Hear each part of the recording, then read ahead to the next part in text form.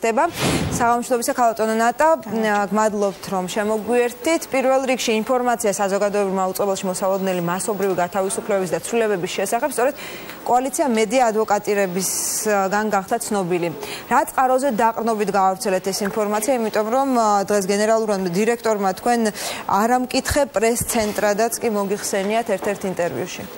მოგესალმებით, მართალია, ბატონი ვასილი დღის ბოლოს გამოგვეხმაურა და გვიწოდა არ ამკითხე სააგენტო, თუმცა იქვე დასმო ძალიან კონკრეტულ კითხვას, იხურებოდა თუ არა რეალური სივრცე, გასცა ჩემთვის პირადად გაუგებარი პასუხი გენერალური დირექტორისგან, მან თქვა რომ ეს მისი კომპეტენცია არ არის. მთელი დღის განმავლობაში ჩვენ ვერ მოვისმინეთ ვერც ერთი ინფორმაცია მენეჯმენტისგან, სადაც ისინი იტყოდნენ რომ ჩვენ არასწორი ინფორმაცია გავაჟღერეთ და რეალური სივრცე არ იხურება. აქვე მინდა ვუპასუხო ქალბატონ ნინოს, მართალია ინტერნეტით დღეს უკვე შესაძლებელია რომ გადაცემა გააკეთო, გააგრძელო მუშაობა, მაგრამ ძალიან მნიშვნელოვანია რომ ამგვარი გადაცემები იყოს ზუსტადაც რომ საზოგადოებრივ მაუწყებელზე. ამიტომ ეს გამოსავალი არ არის რომ ეს გუნდი ერთად იქნება და სადღაც რაღაცა გადაცემას გააკეთებს. ჩვენ საუბრობთ იმაზე რომ უნდა გქონდეს მნიშვნელოვანი პროგრამები, სადაც საზოგადოებრივი საკითხებზე იქნება დისკუსია, სადაც წამოიწევა ისეთი საკითხები, რომლებიც არ გაშუქდება სხვა შესაძლებელი არ გაშუქდეს სხვა კერძო არხებზე.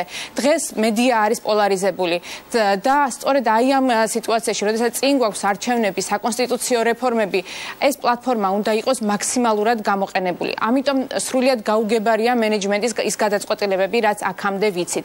რაც შეეხება ჩვენ წყაროებს, ჩვენ ეს ყურმოკვდრით გაგებულ ამბავზე არ გაგვიკეთები ეს განცხადება, იცით რომ ძალიან ბევრი არასამთავრობო ორგანიზაცია შეუერთდა ამ მიმართვას და აი ამ განცხადებას და რომ არ ყოფილიყო ეს დადასტურებული, ამას არ გავაკეთებდით, თუმცა რა თქმა უნდა ვიტოვებდით ასე ვთქვათ იმ შანსაც რომ ისინი იტყოდნენ რომ ეს არის არასწორი. თუმცა როგორც უკვე გითხარით, ამგვარი რამ მათ არ გააკეთეს, უფრო მეტიც მაშინ როდესაც ჩვენ ვითხოვდით დასაბუთებას და ვითხოვდით დირექტორის ხედვის წარმოდგენას და ზუსტ ბადეს თუ რითიც სულიდა ის უკვე არსებულ გადაცემებს, რატომ იყო ეს ამ გადაცემების დახურვა აუცილებელი და რითი ასაბუთებდა, რაც გვთავაზობდა სანაცვლოდ უკეთეს, ნაცვლად ამგვარი კითხვებზე პასუხისა, რომელზეც ვფიქრობდით რომ ის სამეურვეო საბჭოსთან გასცემდა პასუხს, აღმოჩნდა რომ თურმე ამგვარი შეხვედრა საერთოდ აღარ იგეგმება და ის უბრალოდ ჟურნალისტების კითხვებს გასცემს პასუხს, ან საერთოდ არც გასცემს პასუხს, უბრალოდ წარადგენს თავის ხედვას. აქვს თუ არა უფლება მენეჯმენტს მიიღოს მსგავსი სახის გადაწყვეტილებები ბორდის თანხმობის გარეშე?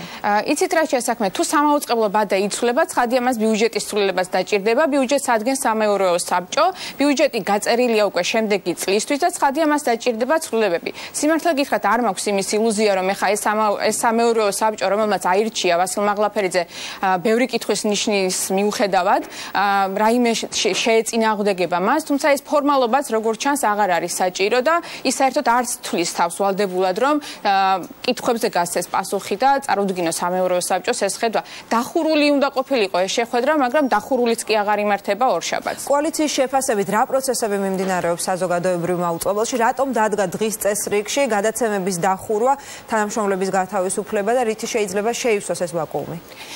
იცით რა არის, ჩვენ ყოველთვის ვამბობდით იმას, რომ საზოგადოებრივ მაუწყებელში ცვლილებები საჭიროა და ბუნებრივია, რომ შესაძლებელია რაღაც გადაცემას დაიხუროს, ფორმატით შეიცვალოს, განახლდეს და ასე შემდეგ. მაგრამ ეს არ უნდა მოხდეს ისე, რომ გაჩერდეს ეთერი და ველოდოთ იმას, როდის გვექნება უკეთესი მაუწყებლობა ეთერში. ჩვენი მოლოდინი ცხადია იყო იმის, რომ ახალი მენეჯმენტი განახორციელებდა იქ რაღაც ცვლილებებს, თუმცა არ ველოდით, რომ ამგვარი შეთავაზება იქნებოდა, არ ვიცი, ველოდები კიდევ მომავალში ოფიციალურად რას განაცხადებენ, თუმცა რა ინფორმაციაც გვაქვს, იგეგმება სწორედ გადაცემების დახურვა. აქ იყო მსჯელობა იმაზე, ვინ შეიძლება მოვიდეს საზოგადოებრივ მაუწყებელზე და ხომ არ არის ეს გათავისუფლება არხის, როდესაც ჩვენ ვიცით, რომ მაგალითად GDS-ი დაიხურა და შესაძლებელია იქიდან კადრები გადავიდნენ. არ ვიცი, ვნახოთ ამათ, ეს ნებისმიერ შემთხვევაში ძალიან მნიშვნელოვანია, რომ როგორც გენერალურმა დირექტორმა, ისე სამეურვეო საბჭომ გაიაზრონ საკუთარი პასუხისგებლობა და ის რომ ისინი არ მართავენ კერძო არხს, ეს არის საზოგადოებრივი მაუწყებელი და ჩვენ ყველას გვაქვს იმის უფლება, რომ მოვითხოვოთ მაქსიმალური გამჭვირვალება და ახსნა ყველა იმ ნაბიჯის, რასაც მენეჯმენტი აპირებს უახლოეს მომავალში. გვალოთ ქალბატონო ნატა ძველიშვილი საუბრობდა კურიერის პირდაპირ ეთერში, ჟურნალისტური ეთიკის კარტის აღმასრულებელი დირექტორი.